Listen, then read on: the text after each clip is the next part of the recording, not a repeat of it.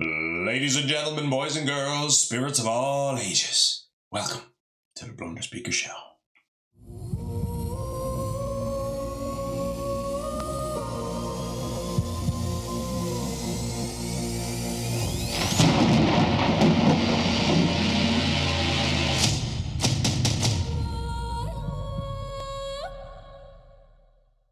Yes, indeed. Welcome, everyone. This is episode 1. This is our podcast episode 1. I got it right this time. You're welcome back. My name is Tepid Goose. I am your host for the BlunderSpeaker Show. Today is the 15th of the 1st. I believe today is Wednesday. 15th of the 1st, 2025. The time locally here is 9 minutes past 10. That's PM in the evening. I have the kids off to bed and got the evening to myself. Fingers crossed, hopefully, where I can sit down and talk a bit of Spirit Island. So you're very welcome back to the show. For anybody who's new joining us, you're welcome to the show. This was kicked off around about a week ago. Brand new show, as I say, Spirit Island based. So if you don't know what we're talking about here, this is a show dedicated to the board game Spirit Island. So for anybody new, please do think about hitting the old subscribe, like, comment, share, all that good stuff that we talk about. For those joining us again, I know you hit it last time. So yeah, look, it's come on in. Welcome aboard. It's great to have you here. I'm going to kind of jump right in, and today we're going to talk about the game. And I'm going to give you a little bit of an introduction to the game. So last time out, of course, we talked about the show, who I am, what we're aiming to achieve, and all that kind of thing. Today we're going to focus a bit more onto the game. Now this will be sort of the last episode that I do, which is more dedicated to a kind of an introduction.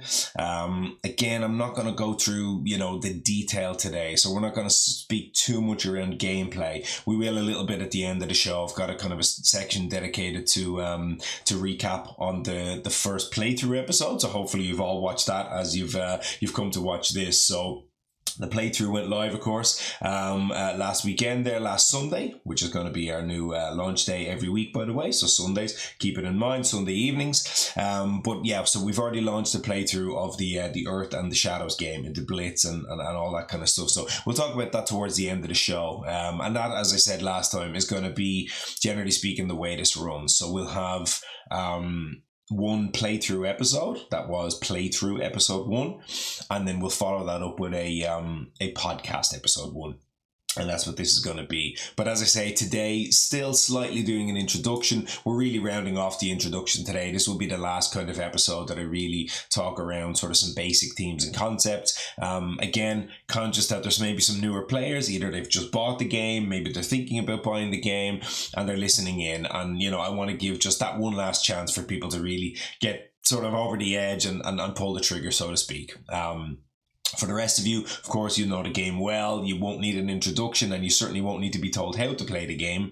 So that's not what we're aiming to do today. Today is more I'm going to talk a little bit around some of the basics of the game in terms of the theme, some of the gameplay, modes, modules, modifiers. We'll talk about kind of, solo versus co-op and some of those kind of concepts. But I'll speak to it a little bit more around how that sort of resonates with me and why I enjoy that aspect of the game rather than just an explanation bland kind of from the rule book, so to speak. So that's basically what we're going to do, and we're going to kick things off today, and we're going to talk about team. So that's going to be the first kind of section here with an action-packed show tonight. So I'm going to try to keep things moving. But we're going to start out and we're going to talk about the theme of this game. And clearly, if you do know anything about this game, you'll know it's highly rich in theme. And the creator, Eric Royce, has kind of made it his mission to have this steeped in as much of that as possible. So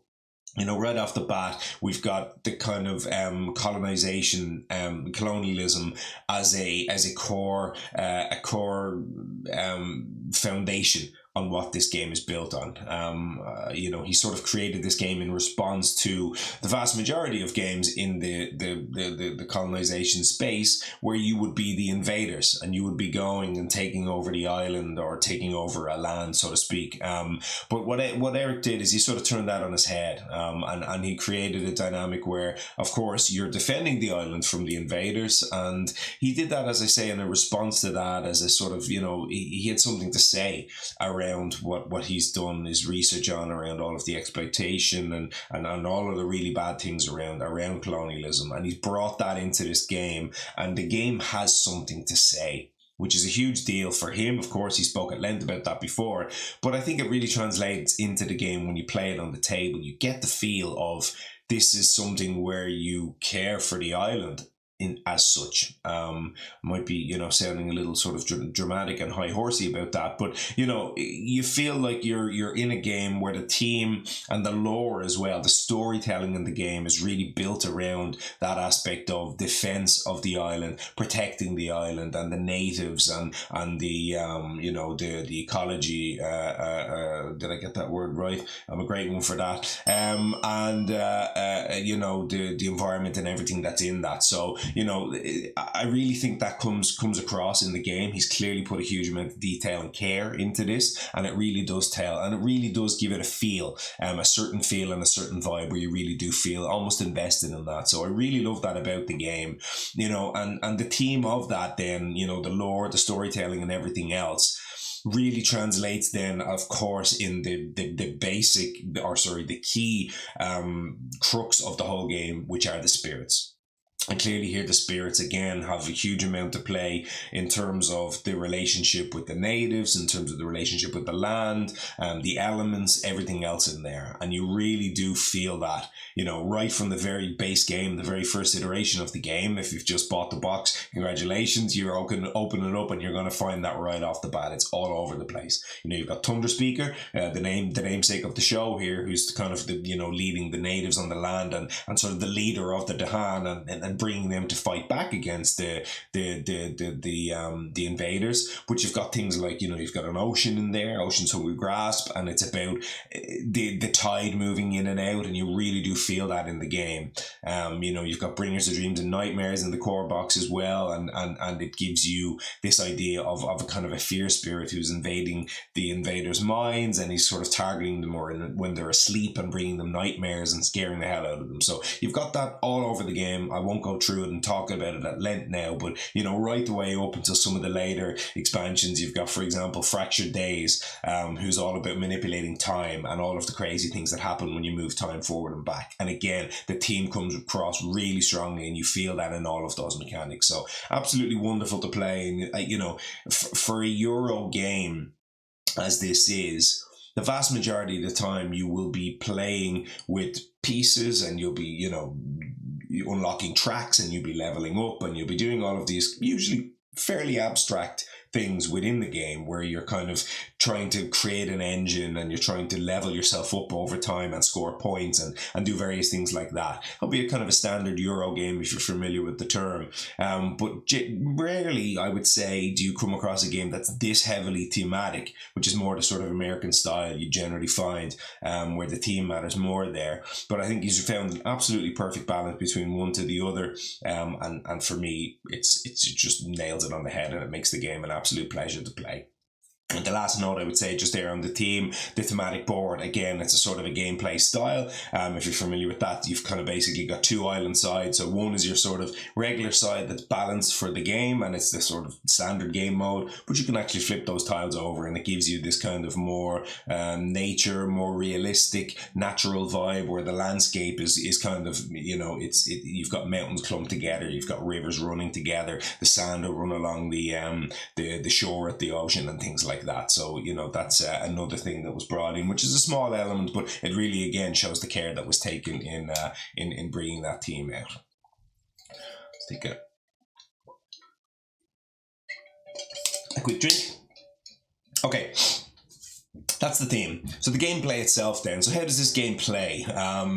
Or what's the sort of experience that you get when you play this game? For me, first of all, it's highly immersive. again, when we talk about all those things we just talked about with the team and how in depth and how detailed all of that is, you find yourself just totally engrossed in this thing, in everything about it. You know, you've obviously got the detail. So that Euro style, again, it's very sort of thinky. It's very puzzly, very complex. And again, you can sort of range that complexity and difficulty as much and as little as you like. But you really do feel always on, always involved, which some games sort of fall flat on. So this is a game where you're sort of always playing at the same time as the people around you. So there's none of this kind of, I give you the turn and then you give them the turn and then, you know, so you're always playing at the same time, which is great. But you're also always conversing and interacting and making plans and, you know, all of that happening around the table. It's always on. So you're always in, you're always involved, you're always thinking, you're always evolving. And that plays amazing in this game. So if that's something that sounds good to you, again, it's like a little bit of a sales pitch here. So if you're listening to this, I'm kind of talking this through a little bit for people who are less familiar with the game. For the big fans, don't worry. As I say, this is kind of the last time we'll take this sort of baby steps approach. But I just want to give people the vibe for what I think is sort of the big draws to this game. And that for me is absolutely massive. You know, we talked about the spirits before.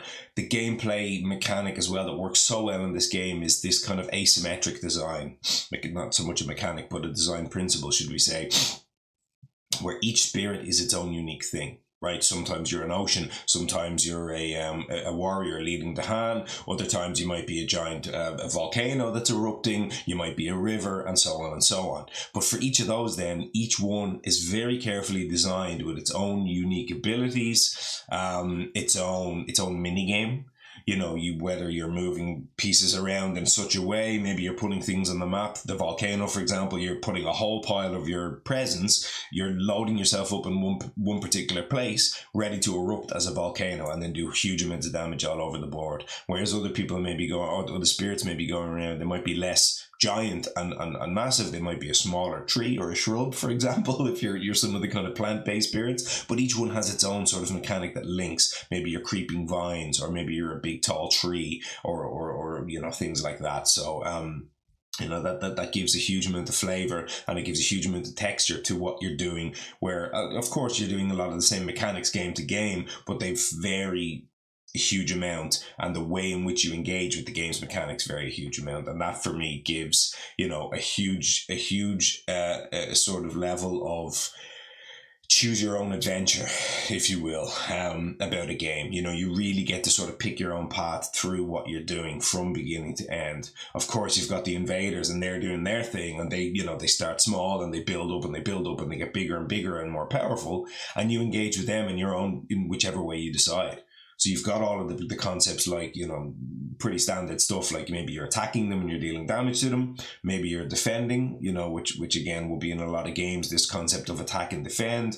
And maybe you're just moving them around. Maybe you're scaring the hell out of them. As I say, you've got the guy who goes into their minds and sends them nightmare visions at night and kind of scares them off the island that way. So you've got a whole different bunch of ways to sort of engage and interact with the invaders, and do so in the way that you feel works best for you. And you aren't forced down any route either, which is really great. Even though each sort of spirit has its own texture and its own sort of path, you can choose to go down it or you can choose to go your own way, which I really love. So all of that said, clearly here there's so much going on in that box, and all of course the expansion boxes that just give this game near infinite replayability, which is why of course I chose this one to start a podcast on. Let's have a little stop there. So I talked about it a little bit already. We have sort of various game modes in this game. There's all the modules and everything, which we'll get to in a moment, but I'm calling this kind of game modes when we talk about this is a co-op game, cooperative game. It is designed to be played with friends around a table, right? There's no kind of interactive sort of opposition element here. There's no I'm playing against you or anything like that.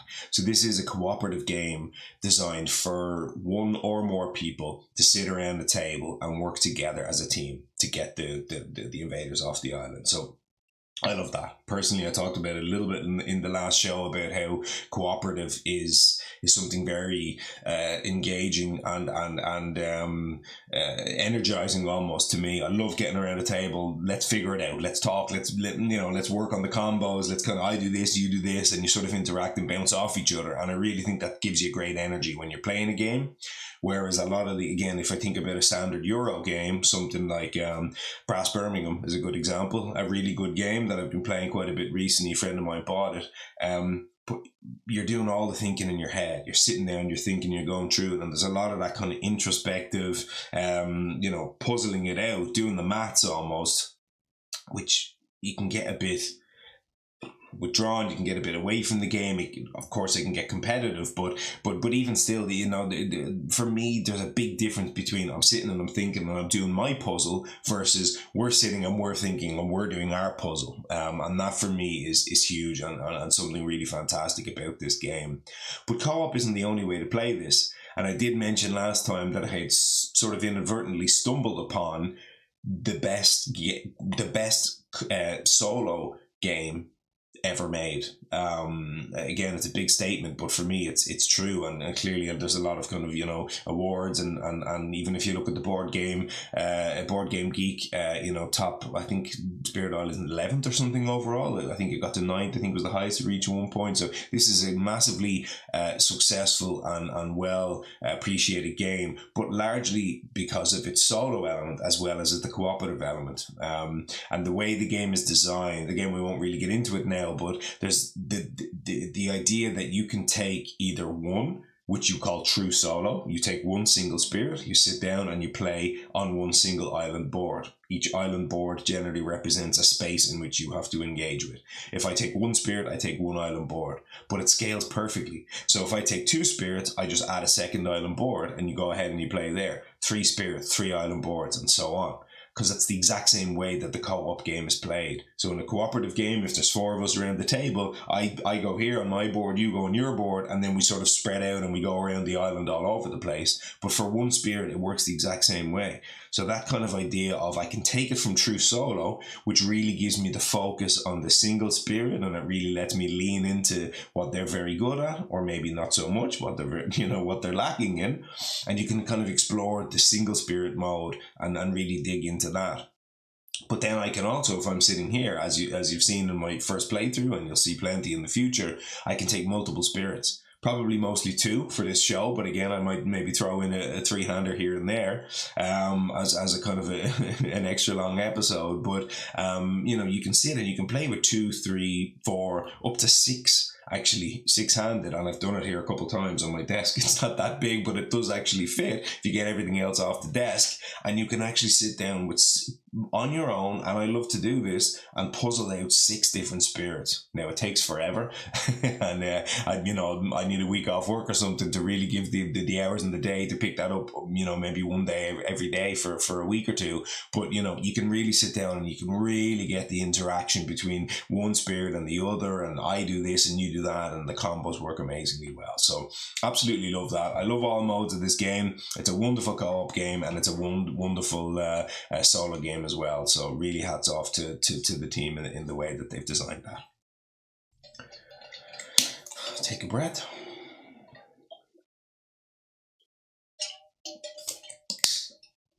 Okay, so I mentioned then already, so you've got a whole bunch of modules and modifiers in this game. Difficulty sort of modules that you can sort of bring in and out, and you can tweak, and you can get the game to the exact level that you want.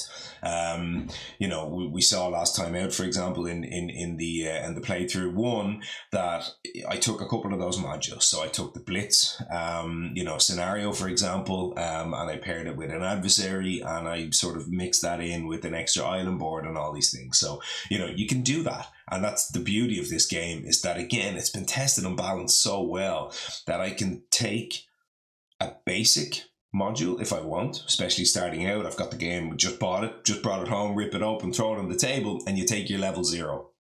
Basically don't add any of the modules. Take all of those bits and you're reading the rules and you go, yeah, that's for later, that's for later, that's for later, which is exactly what me and pretty much everybody does. And you go and you play the base game. Then after that, once you start winning or you start getting more comfortable, you start adding the bits in. And there's a whole bunch of bits that you can add into this game. You can plus and minus a whole range of things, to really get the game tweaked to the level that you want to play it, and the sort of flavor and the texture that you want to play it as well.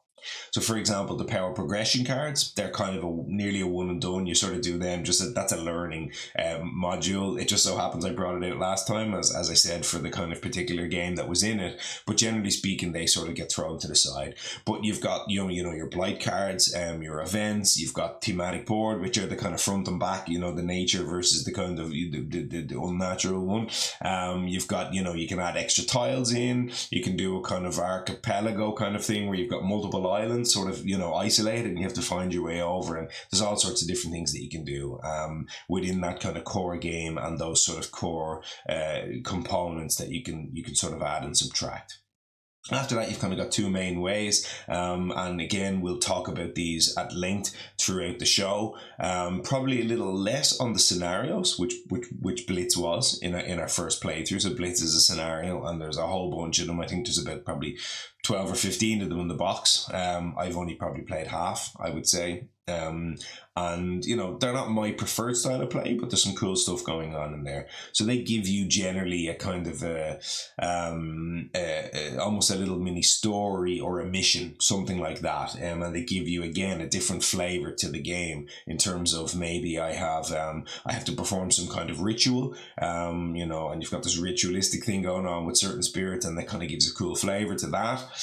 Maybe I've got something where there's thieves on the island, and they're going around trying to steal things and escape, or maybe we're going around and finding some ancient magical runes that give us certain powers, and there's all sorts of cool stuff going on. So again, it's fun. It's just for me, it's a little bit less of a baseline, and I like to do the data. I'm the nerdy guy who's kind of keeping track of my stuff in my Excel spreadsheet, and I'm sort of tracking my progress over time in terms of wins and losses and all that really boring sort of data stuff. So when I'm doing that, I find, I don't know, inherently I just feel a bit like the scenarios get you away from the baseline. They just mix things up a little bit too much, which is super fun to do sometimes, but it's almost like, oh well, in my head it's like that doesn't count, right? I can't, I won that one, but it doesn't matter because that particular thing was throwing the balance of the game off, so that doesn't really count. So that's just me being a nerd and pedantic and super annoying, and a lot of people clearly won't have that problem. So excellent to have in the box, and as I said, as we go through, we will certainly be getting them on the show. We'll dig in, we'll deep dive, and we'll get the playthroughs on here, because I'm quite looking forward to that myself, actually. So the other thing then is clearly it's the adversaries, right? And the adversaries are, for me, sort of where that baseline that I talked about that was missing from the scenarios, they come from the adversaries. And again, this is just me. I think probably, to be honest, a lot of the community would see it that way. Certainly, if you can call it a competitive community, or people who try to optimize and really dig into the strategies and all that kind of stuff, you'd more so see them leaning towards the adversaries the same way I would. That's not to say it's right or wrong. That's just to say that that's kind of the way it goes. There are 8 adversaries in total. They're fantastically designed, every single one of them. And I'm not hearing a word against HME, Habsburg Mining Expedition. Some people seem to dislike it from the new box. I certainly don't. They throw things off in a certain way, which is a bit crazy. And it can be a bit imbalanced for some spirits, but I think it's awesome. I think they're all awesome. Even the ones I don't particularly love, I still think they're amazing. So what we're going to do is we're actually going to launch, and we'll talk about it at the end of the show. I'm actually going to start out this whole journey in the podcast and in the show around the adversaries, just because they're going to be there the whole time, right? I'm going to be playing against adversaries almost every single game, so why not start there? Let's get the 8 done. Let's do a playthrough for each one, and let's really get the taste, the texture, the feel for what they are and how they interact and what they sort of do for us. And from there, then once we start overlaying other things into the games, you'll sort of know, again, this kind of quote unquote baseline will be there from before. Okay. So,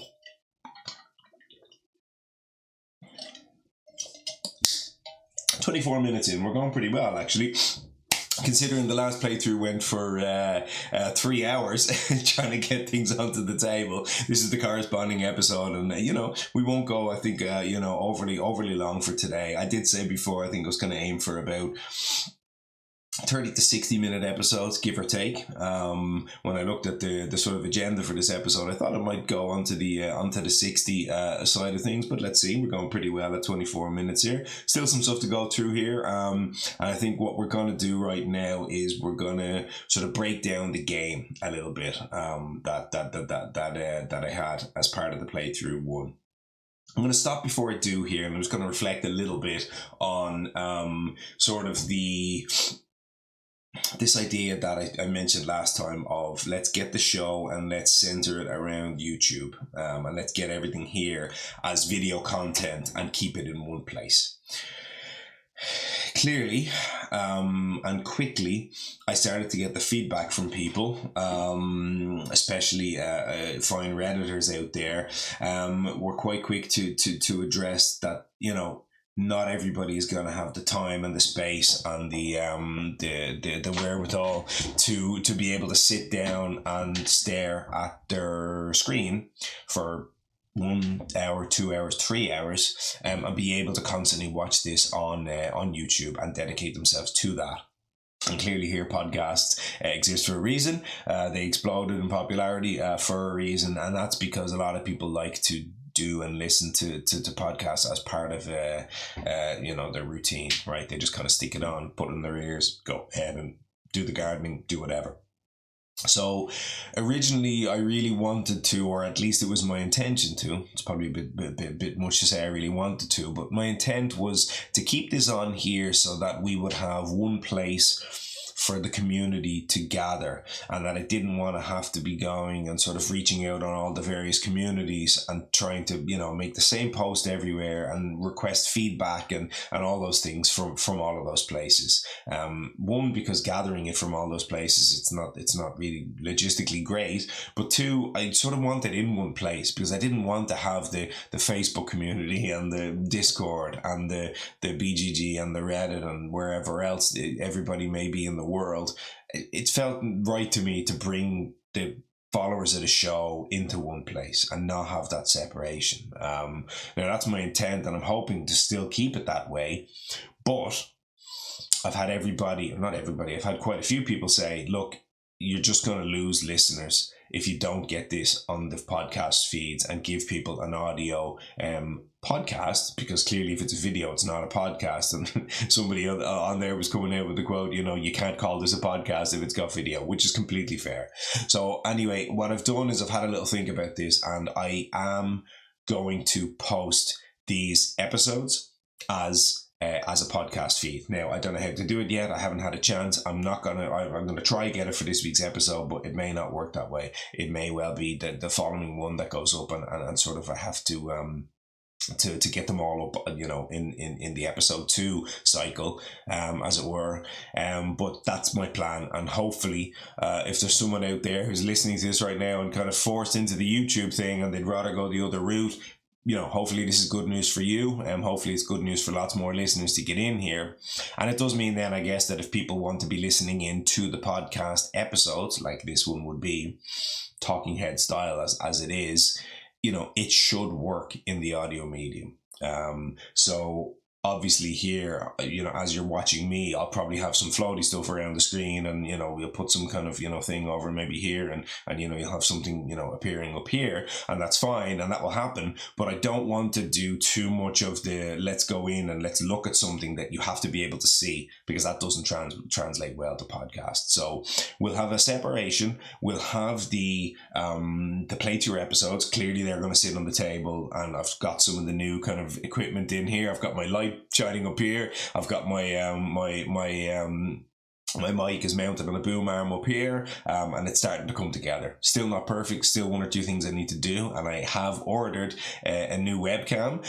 So, you know, I did notice in episode 0 there was some kind of lagging and frames were dropped and things in the video and there was some sort of buffering and things like that going on. So unfortunately, that's just because of the setup that I have right now. I've used my phone. I've done some kind of workarounds to try to get the phone as a camera. But look, it's not for me. It's not perfect, and it's not what I want it to be. So I've gone out and I've got myself a webcam. So this hopefully be the last time you'll see me in this resolution on this particular podcast show, and with all of the lagging and buffing issues that may or may not be there. So look, bear with me again. Apologies if that's the sort of stuff that you're seeing. Hopefully it's not too bad for this one. I did tweak some settings, and I'm sincerely hoping I don't get to the end of this and check the recording and it be broken and have to redo it again, which certainly wouldn't be ideal.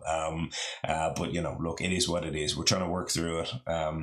Hopefully hopefully, as I say, you're sticking with me, and it's coming across well enough. And as I say, next time around, hopefully it'll be all that. It'll be all nice and clean. But anyway, where were we? I probably just spent about 5 full minutes explaining on my sidebar. Let's come back to the sidebar and let's talk about the playthrough itself. I'm going to take a quick sip of water just before I do that. And let's try this again. Okay, the playthrough. So, first of all, it went super long, and thank you very much to everybody who took the time to go through that and watch to the end, because it was a long playthrough. I certainly didn't intend it to go for that long, and I do not intend for all of my playthroughs, or really many or any of my playthroughs, maybe 3 spirits, but certainly for 2 spirits, I would never intend for that to go that long again. It should be in half the time.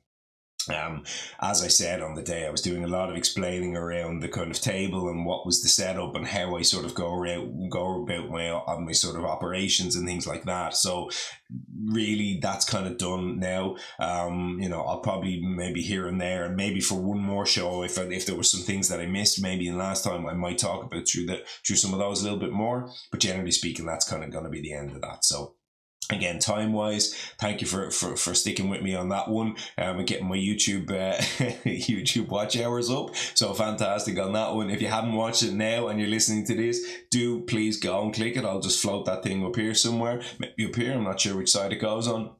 But go and watch that. If you haven't, you can check it and you can come back here and we can talk through. Because obviously you're going to get some spoilers now. So if you don't like spoilers, now's your time to switch over. But otherwise, everybody, now that you've listened and you've come back, let's go ahead. So, first of all, yes, I lost. So my very first playthrough on the show, I think it was a pretty nice idea actually to give myself that game that was just sort of, I won't say cripplingly difficult, but it was a kind of a mess. It was complex. I didn't love it, but I started to kind of have to search the rules and the quirky, because there were some corner cases I wasn't super familiar with, and there were 1 or 2 things even that I should have known before that I didn't. So again, definitely not ideal. It was a little bit clunky and it was a little bit ugly, but it gave me what I was looking for, that sort of, oh my god, what am I doing here, which is what I wanted. So that much at least I was quite happy to achieve. I did lose, as I say, and not only did I lose, I actually cheated. So I cheated 3 times, and they were all picked up by viewers on the show, so thank you very much indeed to everybody who picked them up. I had spotted, I think, 2 myself, and I certainly hadn't spotted a 3rd. So first of all, there's a turn earlier in the game where I ravage in a land with Earth's presence, and I just don't remove a presence token. Again, that's just kind of familiarity with commentating and trying to get everything on the table. It's just didn't remove it. So ultimately it didn't end up mattering, because a turn or 2 later I had to destroy a presence, and I chose that one. But as it happened, the way the game played out, I ended up doing a presence placement at range 0 and putting 3 presents in 1 land. So it was a kind of a triple stack. So ultimately I don't think that made any difference to the game.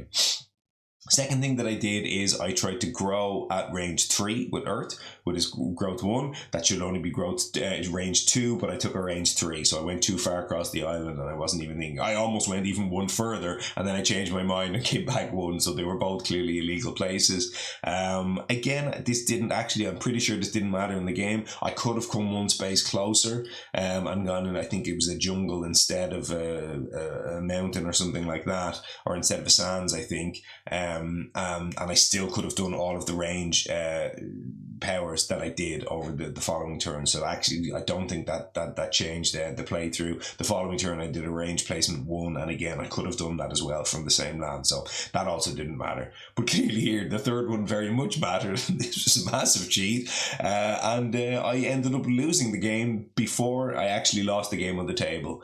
So when I flipped the Blight card, the Blight card flipped into a 2 Blight per player, which is not all things vegan. What's the thing called again? Aid from Lesser Spirits, I think it's called. And it's 2 Blight per player. I was totally thrown, as you could probably see. The maths, my brain just shut down and I couldn't do basic maths. So it was like 2 per player. I went back and I watched it. It's pretty hilarious. I'm like, okay, 2 Blight per player. Wait a second, let me read the rule book. So I read the rule book and then I come back from the rule book and I'm like, okay, so 3 blight per player. And I was just like, where did I get that from? So I just increased the blight from 2 to 3. But what I was confused with clearly here is that it's meant to be 2 per player. Then I read the book and instead of per player, it's per board. So it's supposed to be per board. But then instead of me saying 2 per board, I just said 3 per board, multiplied it up to 9, and then I took 3 away and I got to 6. That should not have been the case at all. It should have been 2 per board, which is 6, then take away 3, which is 3. So I should have had 3 blight only going onto that card. And then in that ravage, I still had to place 3 more blight. So I actually would have lost on the spot. When I flipped that blight card. But I did instinctively say during the thing, I said, oh, I think this might kill me right here. So my instinct was right, even though my maths brain and my problem solving and logic was definitely not. But slight interesting sidebar on this one. The Reddit user and also YouTube user, Copa, not sure I'm getting that name, probably butchering that, so sorry, Koeppe, Copa, pulled me up on this, so thank you very much, my friend. They're the one who spotted it, and they were also saying that they figured Blitz is probably a good candidate for the ruling which allows you to mulligan a blight card, or to sort of put it away and pick another one. So in if you're not familiar, or if you don't know, in true solo, when you play with 1 spirit, if you hit a blight card that says 2 blight per player on the other side, you're allowed to skip it. So if you want, you can put it away and take another one, because obviously 2 blight per player, only putting 2 blight on the card is very high variance. You might be in a ravage like I was, where you're about to place 2 more blight and you just lose the game on the spot. So in a single player mode, you're allowed to flip that and take another one. And what this user Copa is suggesting is Blitz, because it's 1 less. This is probably a good candidate for the same rule to do that. So they themselves played this game offline. This exact same thing happened to them. They flipped, I think, the exact same card, and then they chose to mulligan it as a kind of a house rule, and then they took a different card and they ended up winning. So it'd be interesting to see what happened in my game if I had had maybe a better or a higher blight threshold card. But clearly here I was all at sea. I was struggling from the very beginning of the game. From turn 1 or maybe turn 2, I was already deep in the tank. I was really struggling. I just couldn't make much of anything, and that's for a variety of reasons. But clearly, as I said, the modules and the difficulty modifiers that I used to set up a game was put me really on the back foot. And absolutely sure that was not a difficulty 10 or even 9, which I said maybe was reaching. That was nowhere near difficulty 9 or even 10 game. It felt to me more like a 12, 13, 14 type range. But a big part of that was sort of where I started on the island. And I'm going to get into that now. So that was kind of the basics in terms of the structure, the setup and everything else. I'm going to go on and doing a little bit of a deep dive into my spirits now.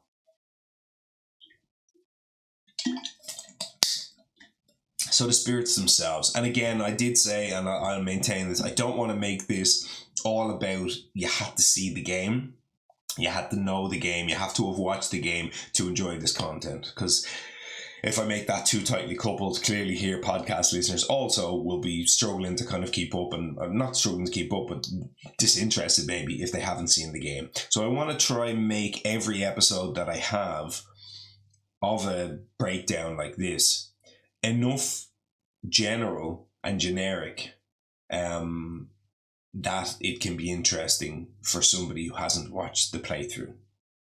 So you'll see right now, I'm going to do a breakdown, a little, not a deep dive, but I'll do a bit of a breakdown of Earth, and I'll do a little bit of a breakdown of Shadows, just in terms of some of the things I came across in the game, and why they are what they are, and why I think they are what they are.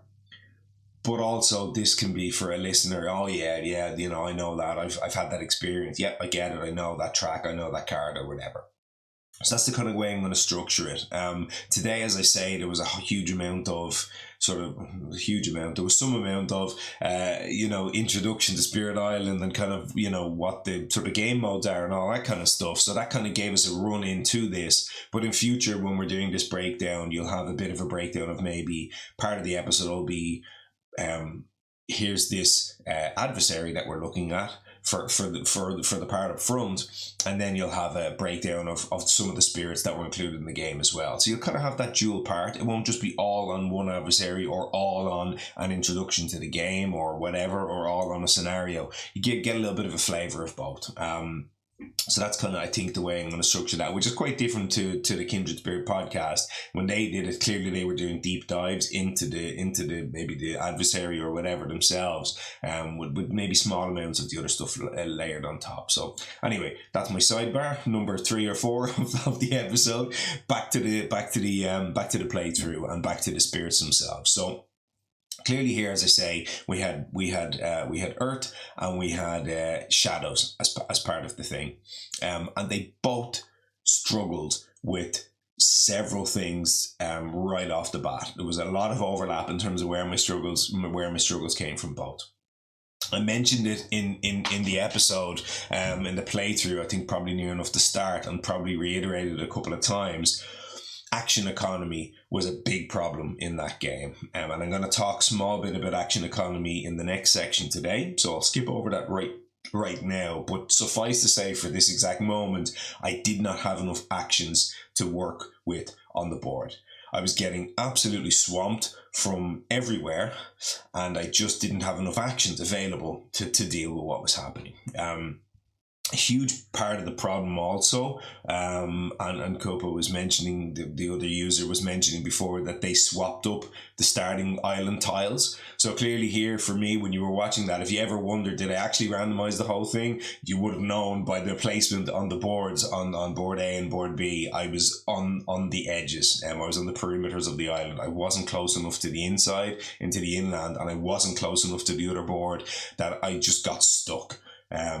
Earth had horrible range, and Earth has a horrible range anyway. All of his powers are like range 1 from a sacred site, so he's massively restricted in how he can target things. And I was right over in the corner. I had like next to no reach to anything, and that really limited what I could do. So that was a big problem. It was a little bit less of a problem. I had a similar thing going on with Shadows, where I kind of started in the bottom corner. Shadows has, for me, a little bit of a play pattern that'll at least get you over, and I'll get you moving quicker. So Shadows G3, I think, is range 3. So that can kind of really get you a jump. And I don't think I used G3 in that whole game, which I often don't with Shadows, and I'm not sure if that's standard or not, but I often find myself just trying to go G2, gain loads of cards a bunch, and then go top track for a while and start to gain my energy that way, instead of having to dedicate the energy spike. But again, that was a big part of the problem, was where I was on the island and not being able to get over to the other side to influence it quickly enough. Another big problem that we had, you'll have seen with both, was sacred sites. They both use sacred sites, both sacred site users, these spirits, Earth especially. Everything I was having to do in that game was based on sacred sites, and I just couldn't get them anywhere. It was like two beside each other, next to a door to each other in adjacent lands, and those two lands total had about 5 adjacent lands. I just couldn't target anything, so huge problem for me there. And with shadows, I ended up losing my sacred site at some point quite quickly to the Ravage on the first was it the first turn? I guess, yeah, the first turn, I lost my sacred side, and I don't think I got it back for about another 4 turns, which was hugely impactful. I ended up missing my innate a bunch, and that was pretty poor. So those were some of the biggest issues I encountered. Another problem which I came across as part of the game, and this is a big problem for both of these spirits, is their unique card combos. They both have one. So Earth has the Draw the Fruitful Earth and the Rituals of Destruction, which is to kind of gather everything in, including Dahan, and then you deal damage in the land with the Dahan. And we saw that card in the game, and we saw how I was struggling to make use of that damage card because you need to use it in a land with 3 Dahan, and I just couldn't really line that up very well. I ended up doing it once in a land with 1 Explorer, if I'm not mistaken, so utter madness. You're never winning a high difficulty game when you're doing plays like that. So it was really challenging to try not only to line those card combos up. So that was Earth's, by the way, just to quickly to speak to what Shadows has. Shadows has the Concealing Shadows, and I forget the name of the card. Let me just quickly check it here. You've got the Favors Call Do. So Favors Call Do is when you gather all the Han into a land, and then you Concealing Shadows to kind of let the Ravage through, take the Blight, but then none of the Dahan take damage and they fight back. So that's your kind of 2-card combo on Shadow's side. Now, those 2-card combos are all well and good. They're kind of very clearly signposted from a sort of a low complexity design perspective, and that's fine. But when you're talking about coming into higher difficulty games, 2-card combos to solve one land is a disaster. That's really poor action economy, which we'll talk about again in a moment. But yeah, I couldn't get the thing to line up on really either side. I was struggling to get those things lined up, and I just didn't have enough card plays to get it done either. So I think both spirits really struggled in that front. Now there were sort of some specifics around Earth and Shadows here that we'll briefly talk about. For Earth, the power progression was awful. The cards that I gained were just not really high impact at all. I couldn't believe it when I picked up the thing and I read Call to Migrate. I almost did a double take. I'm like, isn't this that card that's like none of the elements for Earth, and it's going to just like move some Dahan around right now, and that's not going to do anything for me. So I think early on in the game I identified that probably the best path to victory for me with Earth in that game, and it even looking back at it, this wasn't even really particularly on, but I still probably should have tried it, is the reclaim loop type build, where you go G3 to gain some energy, then you reclaim, then you go G3 again to gain some energy, and then reclaim, and then probably reclaim again. So you'd pretty much just spend most of the game reclaiming and just playing those 2 cards, Draw the Fruitful Earth, Rituals of Destruction, and then hit your innate, and just hope that's more or less enough in the game. And I kind of, very early on in the game, I actually think it was even turn 2, after I had drawn 1 card with Earth, I looked at it and I went, that draw a card, gain a card is at range 0. I'm not getting anywhere on the board right now. I probably should be leaning into my reclaim option, which gives me the range 2 to get me out and across the island. And that, by the way, is actually it's a small group that Earth finds themselves in, where you have a ranged presence placement on your reclaim option. So in the whole game, I'm pretty sure there are only 4 of the spirits that do this, and I'm not counting, by the way, things like Serpent or Keeper, who have the kind of choose 2. So for spirits in the game who have a choose 1 option that does a reclaim that isn't at range 0, there's only 4 others, and those 4 are Spread Around in Green, Stones Unyielding Defiance, Relentless Gaze of the Sun, and Dancing Up Earthquakes. which are 4 massively powerful, either probably more or less S or even X, to use kind of Red Revenge's notation, like some of the best spirits in the whole game. So Earth finds themselves in a very unique and a club of elite club, let's say, of spirits that can do that effect. But clearly here, Earth is on the whole other end of the spectrum, and one of the worst, if not the single worst, in base form at least, spirit in the whole game. Absolutely awful. But I thought that was quite interesting when I looked it up. The other thing about Shadows here, for me, Shadows was a little bit less hampered. I found they were a bit more involved in the game. They got more things done in the game, and I actually think Shadows is just a better spirit than Earth. I think it gets a little bit too bad of a rap. I think it's a little better than people want to give it credit for. And its growth economy is slightly better than what you find with Earth. Earth has got no card plays, awful card play track, and even its card energy track, which is not bad, is awful because its starting uniques are so expensive. So it just has nothing going for it. At least Shadows, you can kind of get across a couple on the bottom, a couple on the top track, and you've got yourself a kind of a 3/3 build. If you're not familiar with that term, for those that aren't, that's your 3 energy and 3 card play sort of sweet spot. And if you hit that, you can kind of play a lot of the majors and threshold a lot of the majors in the game. So that'll give you a good kind of foothold in most games. So far from perfect, Shadows has a lot of problems, but I think that its tracks are not really one of them. And certainly once you get going past the first turn or two, it ramps up reasonably nicely. And you saw in that game, once I picked up the Jungle Hungers and that really started going, which is a really good card on the power progression track, that one got me right back in the game. Once you get going with that and you get going with your kind of top track, I was able to dig for another major, and you saw me say in that game, if I had control right now and I could choose what to draft, I'd just be digging for majors right now because I've got the energy, I've got the economy going. Let's just keep going and finding some stuff. So that's usually how I play Shadows. I play them with a pretty heavy top track focus, and I think they did a much better job than Earth in that game, but again, not enough. Okay.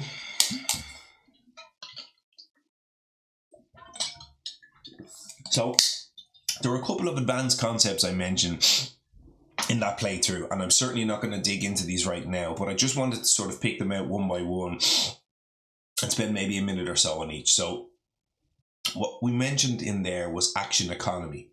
Now, action economy we'll talk about at length in another episode, but for me, I think it's got a D&D background. I think where the term comes from.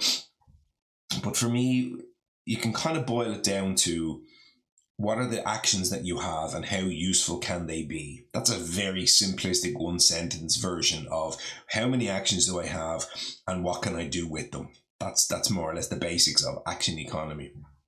It obviously means, and it sort of plays out, and it sort of the detail around that is there's a lot more to it. But really, if you think of it as a kind of almost an economy in itself, you think about fiscal sort of stuff, what's a kind of an in and an out and a push and a shove and there's kind of supply demand, all of those kind of, one versus the other kind of things. Think about that in the board game Spirit Island, and you can see here that for Shadows and for Earth's case, what they have to invest. And your investment is, your growth options. For example, if you take what I mentioned already, the Rituals of Destruction. Rituals of Destruction requires an in before you can get an out. It requires investment. It requires that other card to draw the Fruitful Earth. So that's very low action economy because you have to put a lot into it to get something out of it. Its card plays track is awful. It goes 1, 1, 2, 2. 3. It's among the worst in the whole game, I would say. Again, you're having to invest so much. You have to invest so much growth and spend so much time going down the bottom track to be able to get something out of it at the end. It's got a really good innate, for example, the how do you call it? Gift of Strength, I think you call it. It's a fantastic ability, but you just never get to activate it because it takes so much investment. You have to spend so much time finding cards and gaining cards and doing all these other things to try and get access to that innate at the end of the day. So again, horrible action economy for Earth, and for Shadows, it's not much different. Again, it's got a very weak innate. I like it, but it's pretty weak. Really, you're almost never hitting the top tier of the innate. Again, you have to invest so much to be able to get to that innate. I'll at the top level. And again, it's got that kind of 2-card combo where neither of the cards really work all that well on their own. You've got Mantle of Dread, or one of them pushes things. Let me just quickly check so I know the name here, because one of them's not bad.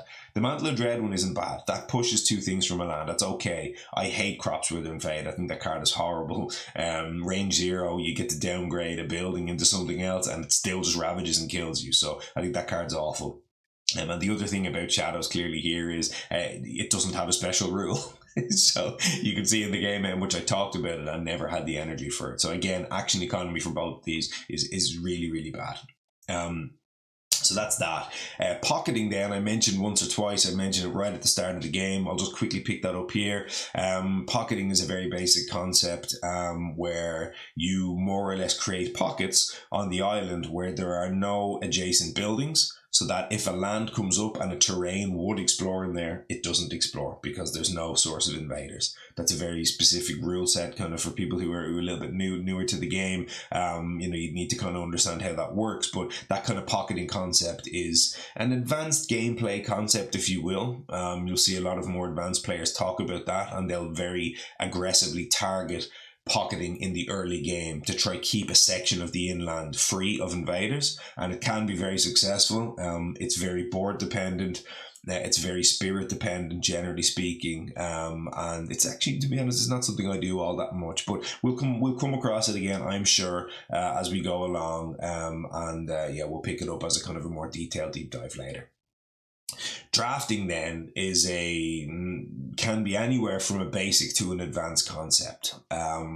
In this case, in this game, clearly I had no control over my drafting, so that's why I'm just mentioning it here. I didn't really know for sure when I was getting minors versus majors. I had a rough idea because, as I say, I accidentally saw that it started with 2 minors, but I sort of remembered that from before anyway. I knew it generally gave you a rough order of a few minors, a major, maybe another minor or 2, and then a major, and that's pretty much how it played out. That is a sort of reasonable analog for how a lot of games of Spirit Island actually would play, which is, that's why it's created that way. But as I said in the playthrough, and I just mentioned a moment ago, there comes a time in a certain game where you really need to start pulling the trigger and drawing a lot of majors.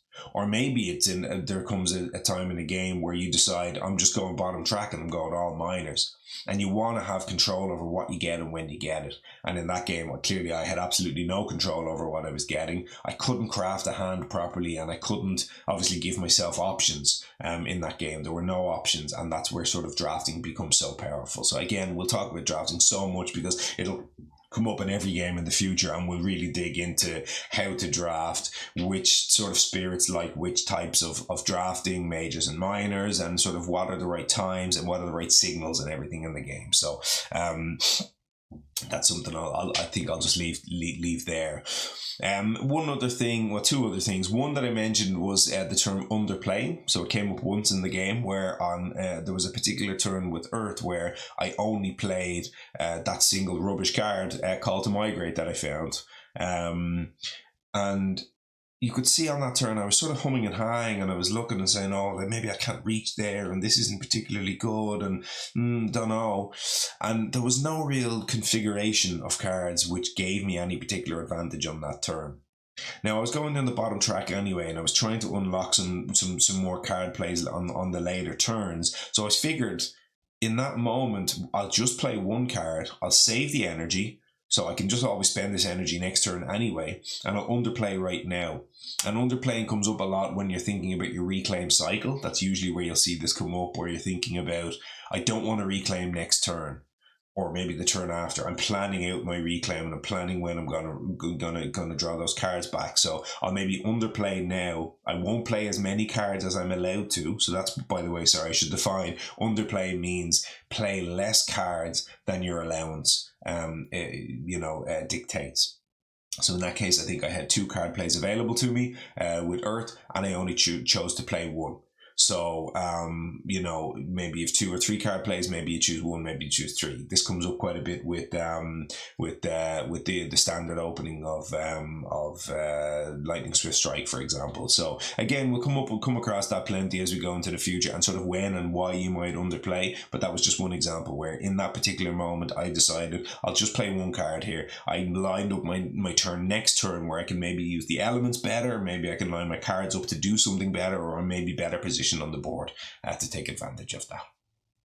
Very last advanced concept here, and you heard me talk about this towards the end of the game, and I said I needed to get greedy to win. So there was a turn, it's the second to last turn, I believe, when the jungles were ravaging, and I had an opportunity to play on Shadow's side the defend card, whose name escapes me, that defends in a mountain or a jungle, and it defends 3 and deals some fear. It's the first card I drew in the power progression track. It's a good card actually.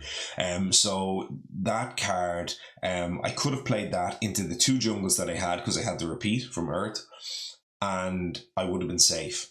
But I said in the video, I'm going to choose to get greedy here, and I'm actually going to leave myself dead on board to the Ravage. I can save myself, and for the exact same energy, I wasn't even saving energy, I chose for the same energy cost to leave myself dead on board instead. And I played the other card, the Mantle of Dread card, or it wasn't Mantle of Dread, it was the other one I think that I found, Shadows of the Burning Forest, I think. So I chose in that case to do Shadows of the Burning Forest, which got me pretty close to safe, but I actually was dead to the Ravage. Now, why did I do that? Well, there was a couple of reasons. In the video, one of the first things was by playing Shadows of the Burning Forest, I got to push a town in and get an extra town and explorer kill off of Jungle's Hungers. So I was getting a bit greedy there in terms of getting 1 extra fear and getting 1 extra building and explorer off the board. So that was one way I was getting greedy. Another way was I wanted to keep that card for a Ravage on the following turn because I knew I was going to be in trouble on the Coastal Ravage the next turn, so I wanted to keep my defend card for that turn, so I was getting greedy in terms of keeping the card as well for the following turn. The